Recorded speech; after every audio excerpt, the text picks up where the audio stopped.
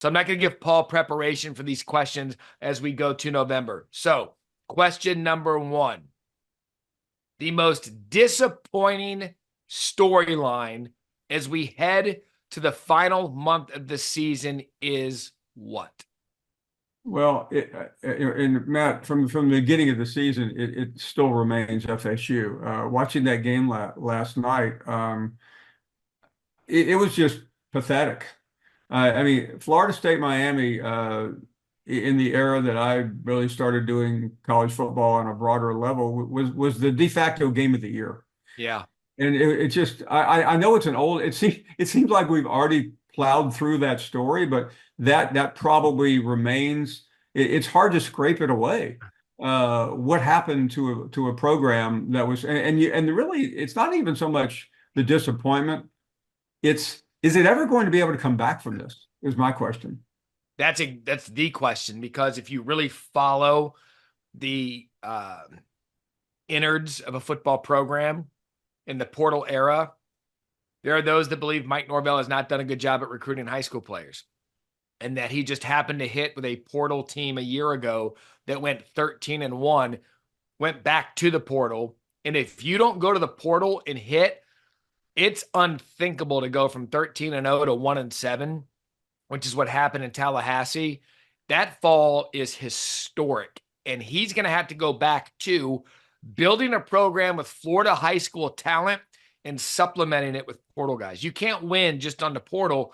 And Norvell's saying that. And I hope he gets that opportunity to, it sounds funny, but rebuild the Florida State program after what happened a year ago. And Paul, candidly, it's not just Mike Norvell and Florida State. They didn't make the playoff last year, and that was one of the big arguments, but they have fallen off. Washington, a playoff team from a year ago, has fallen off. The national champion, Michigan, from a year ago, has fallen off. Really, the only team from the playoff last year that's maintaining its standard is Texas. And to me, that's the biggest story going into the final month. These teams that were in the playoff last year and some of the other teams, they've gone back down to, mediocre, and some below mediocre. That's how quick life can change now in college football. Yeah, and it's, thinking about Alabama as well, which we've talked about ad nauseum, but with some of these programs, including Alabama, it's really the standard. It's hard to accept Washington or Michigan playing as poorly as they have. Right. They don't get the attention that Alabama has because Alabama is still theoretically, well, I mean, not theoretically, they're in it. If Alabama had, let's say, lost yesterday, we wouldn't be talking about them anymore after today. And that's really the problem when you're a Michigan, when you're a Washington, when you're an FSU. And the worst part for FSU is Miami is back. Yeah. And it just rubs so raw. And in Washington's case, they're always going to live in that world of in that orbit of Oregon. But you're right. It is there's a lot of subtext, subplots in the SEC. The ACC, the fact that that it has two schools very much alive. I'll add conversely, maybe one of the biggest surprises I've had this season is watching Clemson get a lot better. Yep.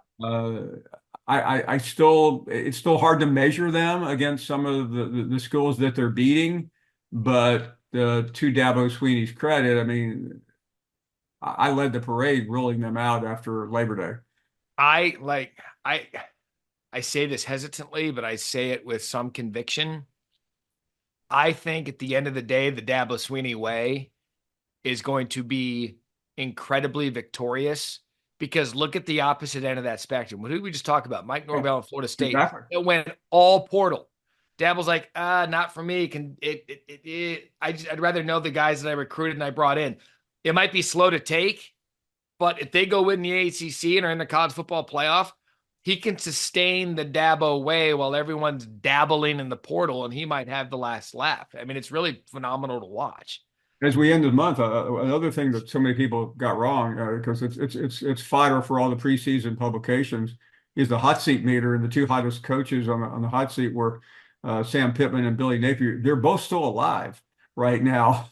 Uh, Oh, and could be Pittman's win at Starkville may not have even made the radar, but it was so dominant that it puts him in a more comfortable position. Napier still kind of bouncing around because the schedule now hits that point where Georgia, Texas, Ole Miss. I mean, fairly yeah. ridiculous. You'll learn something. I'll get you out of here with this one as we wrap up here week 9. Matt Barrie Show presented by Allstate. The team that is best set up for a November to remember is?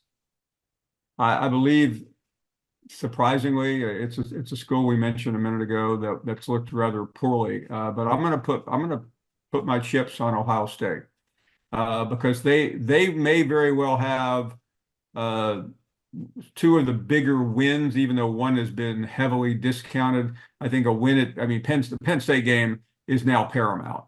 We all gather around, and it's now the new game of the year. And no matter how bad Michigan is, you and I both know the eyes will be on that game because of what Ryan Day has not been able to do. So I think he could really stamp his mark, even with that loss to Yeah. Oregon. If he survives this next 4 or 5 weeks unscathed, he's going to be sitting in an incredible position.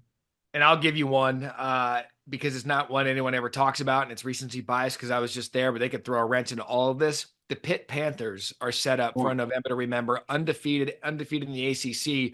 They have SMU this week. They could kick SMU out of the conversation, but then they get Clemson. And if Pitt gets through Clemson, they could find their way into the ACC championship game, and absolutely no one after a 3-9 season had Pitt in a conversation. And we see it every year in college football, and it's what makes it great. There is always a team that comes out of nowhere. You're like, wait a second. They're playing for a conference championship and a national championship. That's what I can't wait for, Paul, because we are in store.